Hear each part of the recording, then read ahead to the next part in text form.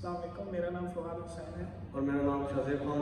हम जो है RMU में रावलपिंडी मेडिकल यूनिवर्सिटी में फर्स्ट ईयर MBBS के स्टूडेंट्स हैं और 2020 में हमने MD कर दिया था और आज हम एक नई वीडियो के साथ हाजिर हैं। और आज की इस वीडियो में हम आपको वो टिप्स देंगे और वो ट्रिक्स बताएंगे, वो हम अपनी मिस्टेक्स का बताएंगे जो कि हमने की और आपने नहीं करनी। तो ये चीज़ें डिस्कस होंगी।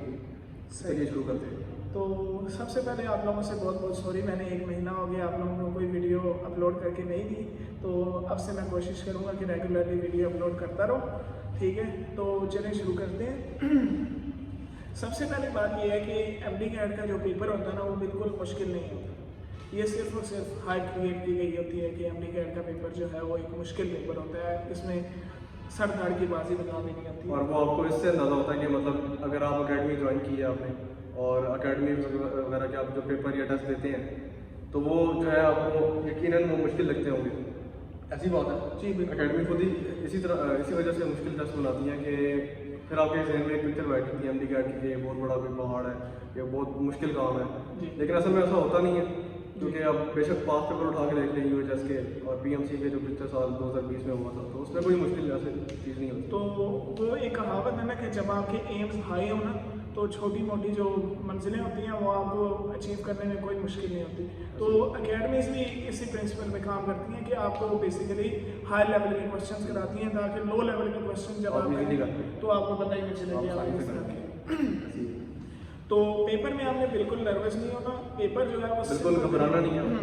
इमरान खान वाला को घबराना नहीं, आपने घबराना नहीं था। तो पेपर जो है ना, पेपर MD कैट का पेपर वो सिंपल सा पेपर होता है। इसमें मुकाबला सिर्फ और सिर्फ उन लोगों का होता है, मतलब सिर्फ और सिर्फ मुकाबला आप लोगों की नर्व्स का होता है। जिस बंदे की नर्व्स मजबूत होती हैं वो इस मुकाबले को जीत लेता है। हर बंदा मेहनत करके आया होता है। मैंने देखे 1070+ FSC में मार्क्स लिए, मैट्रिक में भी अच्छे दिए, लेकिन एंट्री टेस्ट में 165 170 मार्क्स लिए।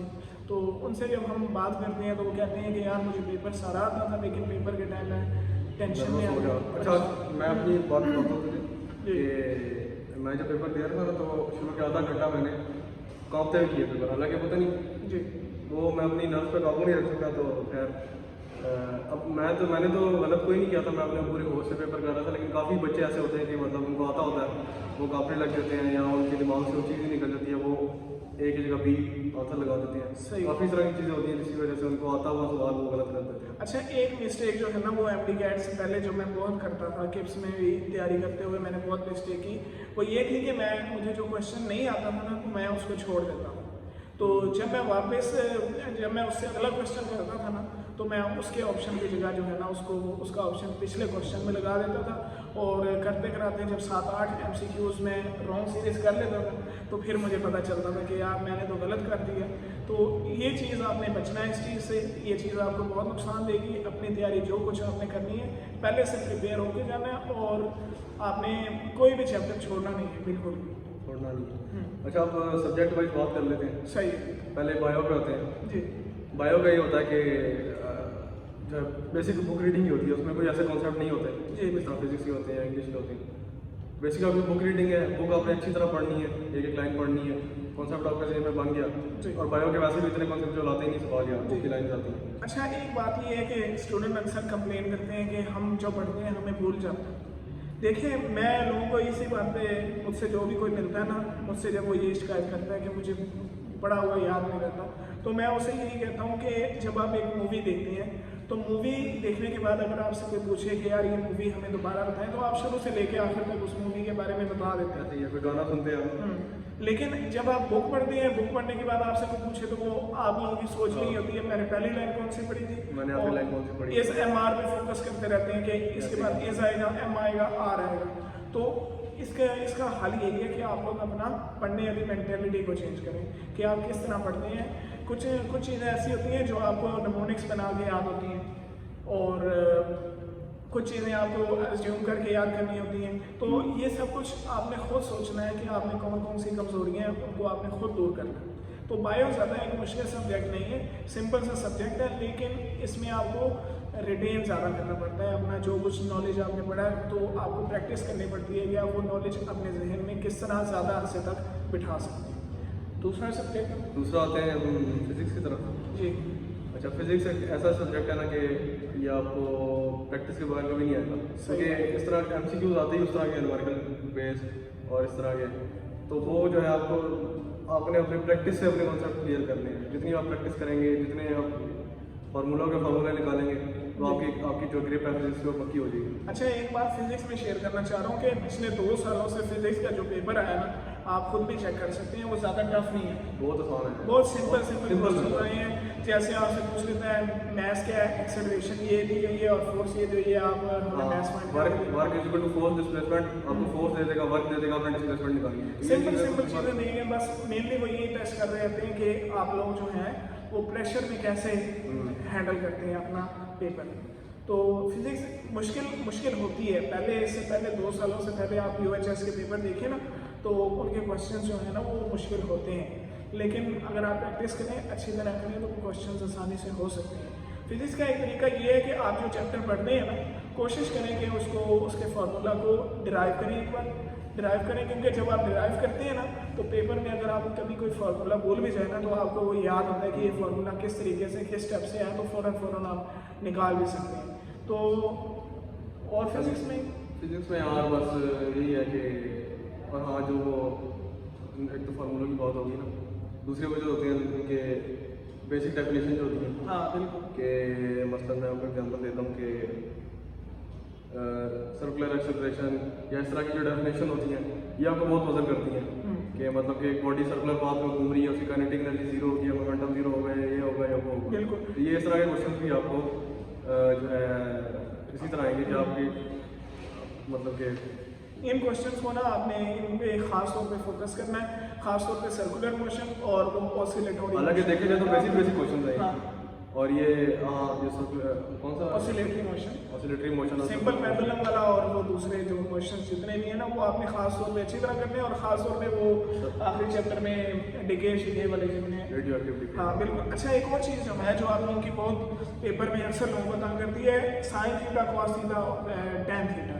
तो कोशिश करें कि इनकी वैल्यूज़ वगैरह जो है ना वो अच्छे तरीके से याद करें। वो आप याद कर लें, उसका एक टेबल बनाने का सिंपल सा एक वो है तरीका है। हाँ जी, तो वो आप YouTube से देख लें, 5 मिनट में आपको टेबल बन जाएगा, tan 45 क्या है, tan 60 क्या है जी, वो आप बना लें। तो बल्कि आप टैन को भी छोड़ें, आप याद करें साइन और कॉस को याद करें, और टैन का जो फार्मूला इन दोनों को डिवाइड करने से आता है। अच्छा, तो सिंपल होता है। अच्छा, अब नेक्स्ट आते हैं हम केमिस्ट्री की तरफ। केमिस्ट्री जो है ना, इसका ऑर्गेनिक पार्ट जो है ना, लोग कहते हैं कि ऑर्गेनिक बहुत मुश्किल आती है। सबसे ज़्यादा पॉइंट स्कोरिंग जो है ना ऑर्गेनिक है। आप लोग 8-10 चैप्टर है पंजाब में और 4-5 चैप्टर है मेरा ख्याल है फेडरल की बुक में, तो इनको अच्छी तरह करें, अपने कॉन्सेप्ट्स को स्ट्रॉन्ग करें। और इनमें एक चीज़ आपने ज़रूर याद रखनी है, जो जिस तरह फिजिक्स में मैंने कहा ना कि आपने रिएक्शन की प्रैक्टिस करनी फॉर न्यूमेरिकल्स की, केमिस्ट्री में आपने इस तरह रिएक्शन की प्रैक्टिस करनी है। और एक बात आपको लाजमी याद रखनी है, वही होता है कि ये जो कैटलिस्ट है, कलर ट्रांजिशन क्या है इसकी, इसमें ऑक्सीडेशन होगी, रिडक्शन होगी, कितने इलेक्ट्रॉन लॉस होंगे, गेन होंगे, ये जो बीच की चीज़ होती है ये आपने अच्छी तरह याद रखनी है।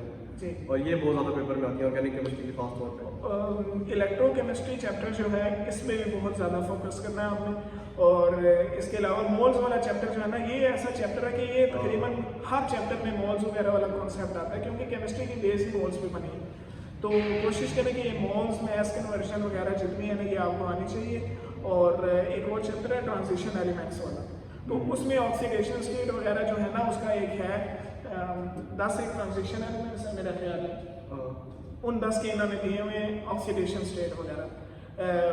स्कैंडियम से शुरू हो रहा है और एंड हो रहा है मेरा ख्याल है जिंक पे 30 पे, 21 से 30 तक। तो आपने इनके ऑक्सीडेशन स्टेट्स वगैरह भी याद करने हैं, और इनको भी याद करने के लिए कोई ना कोई ट्रिक। और वो जो इलेक्ट्रोकेमिस्ट्री का चैप्टर उसमें जो इलेक्ट्रोकेमिकल सीरीज है जी, वो आपको अच्छी तरह याद होनी चाहिए।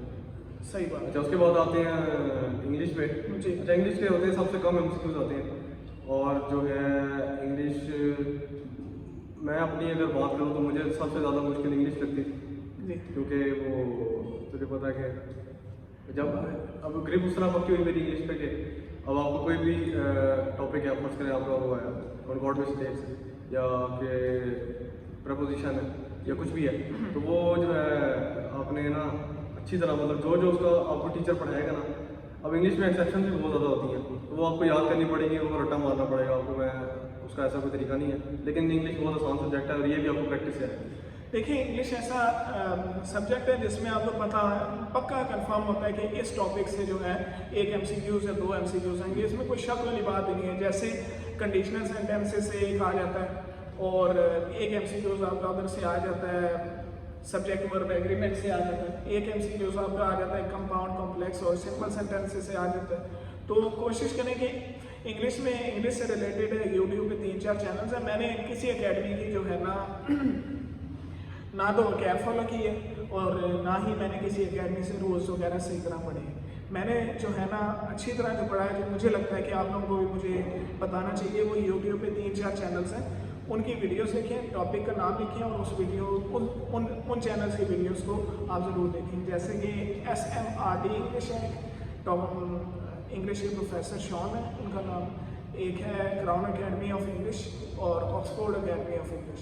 ऐसे 3-4 चैनल्स हैं कि मैं कमेंट सेक्शन में भी डाल दूँगा और डिस्क्रिप्शन में भी डाल दूँगा, तो आप लोगों को वहाँ से मिल जाएगा। अच्छा, अब अगर हम पढ़ाई से हट के अगर आपकी जो दूसरी सोशल लाइफ है उस पर बात करते हैं, तो यार देखें MD कैट में ऐसी कोई खास चीज़ जितना भी टाइम देने की ज़रूरत होती नहीं है। क्यों?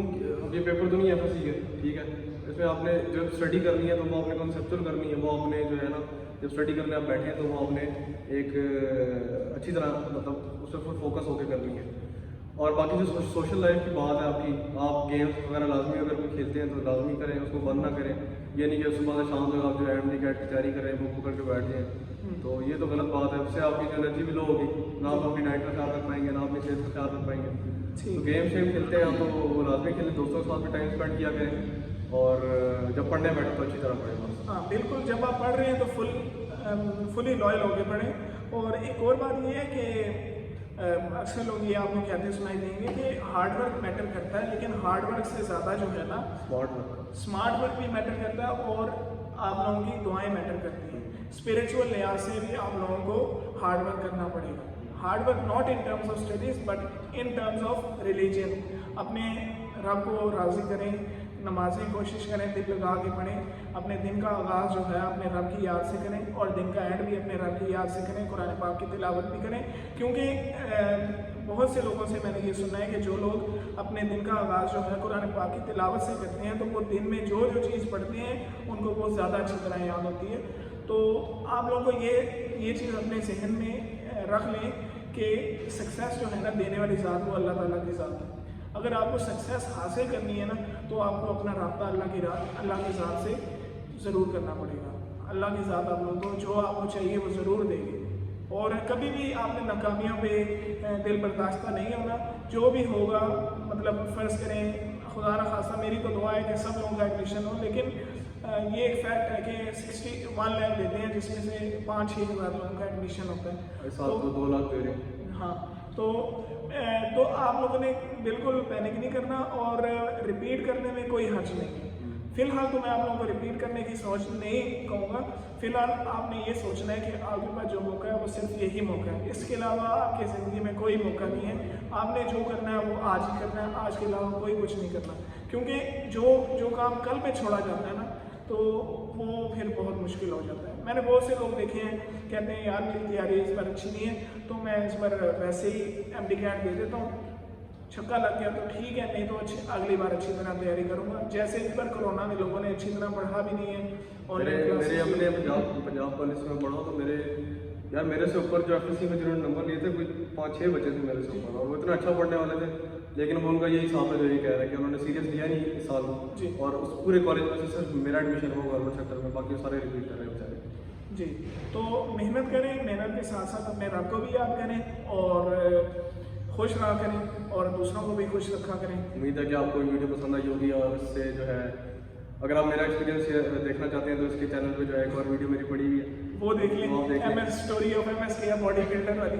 तो बहुत शुक्रिया, वीडियो को लाइक करना, चैनल को सब्सक्राइब करना और लाइक दबाएं, बेल को बेशक ना दबाएं, कोई इशू नहीं है, लेकिन वीडियो देखा करें, आपको इससे रिलेटेड अच्छी वीडियोस मिलेंगी चैनल पे। हाँ, लोगों के साथ शेयर भी करें और काइंडली चैनल को ज़रूर सब्सक्राइब करें। सब्सक्राइबर हमारे बहुत कम है। बहुत शुक्रिया, अल्लाह हाफ़िज़। कितनी मिनट की